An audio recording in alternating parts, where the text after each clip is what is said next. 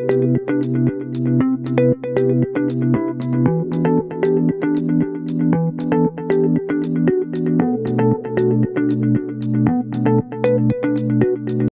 right, let's talk about choosing a university degree.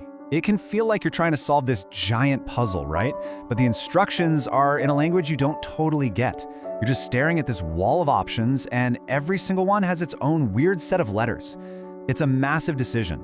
And honestly, the first step is just figuring out what all that stuff even means. So BA, BS, BCom, BEng, what does it all actually mean?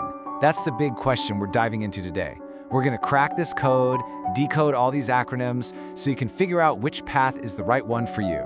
Let's get into it. I mean, look at this. It's literally an alphabet soup of degrees. And it can feel like you're lost in a maze. You've got your BA, BSc, BNC. It's a lot. But believe it or not, there is a logic to all of this, and we're going to find our way through it together. Okay, to kick things off, let's start with the big two. These are the classic, the most fundamental degrees you're going to see pretty much anywhere in the world, the Bachelor of Arts and the Bachelor of Science. Seriously, if you can get your head around these two, you're halfway to understanding all the others.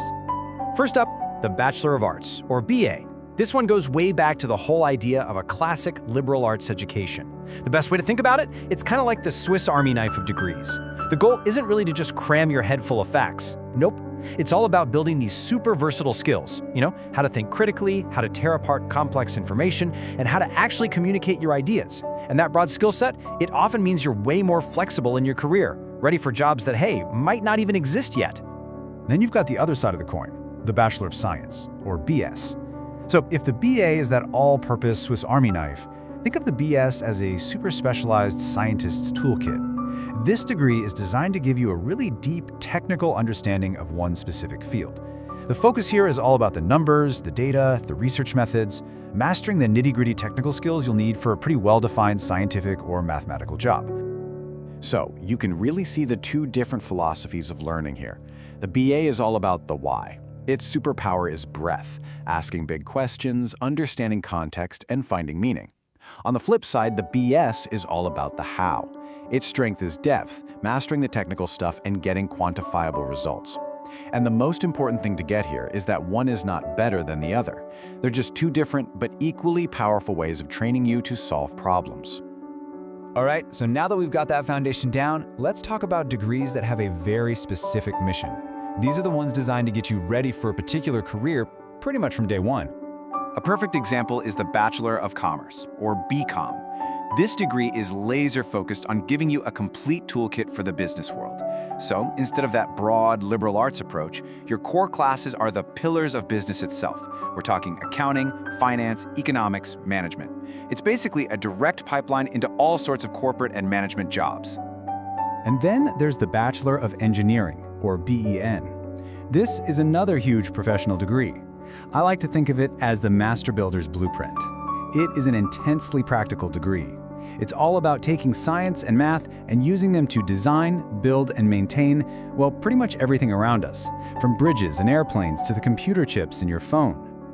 And hey, the specialization doesn't stop there, not by a long shot. You've got degrees like the Bachelor of Computer Science, the BCS. This one goes super deep into the theory behind computers. We're talking algorithms, data structures, pure logic. It's a little different from, say, a B-Engine software engineering, which might be more about the practical application. The BCS is really about the fundamental mathematical magic that makes it all work. Okay, here's something you absolutely have to keep in mind. This whole system isn't universal.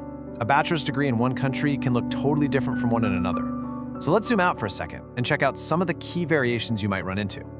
The first and most obvious difference is just how long it takes. In a lot of places, like the UK or Australia, a typical bachelor's degree is a 3-year deal. But in the US and most of Canada, you're looking at 4 years. And then for some of those really specialized programs, think certain engineering or medical paths, it can even stretch to 5 years or more. And trust me, the differences go way deeper than just the length. Over in the UK, you'll hear about an honors degree. That can mean you hit a higher academic standard or maybe even did an extra year. Then you go to Quebec in Canada, and they have this pre-university college thing called CEGEP, which is why their degrees are often 3 years. And some of the really, really old universities have their own historical quirks. like some in the US using the Latin AB instead of BA, or a few ancient universities in Scotland where your first arts degree is actually called a Master of Arts. Crazy, right? Okay, we've cracked the code on the letters, we've taken a quick trip around the world, so what does this all actually mean for you when you're trying to make a decision? Well, I think it's helpful to think about it less as just picking a major and more as choosing your whole approach to learning. You can pretty much boil it all down to these three main ways of thinking. First, there's the arts approach. This is all about building that broad, critical thinking foundation by always asking why. Then there's the science approach. This is for people who want to go deep, get technical, and really master the how.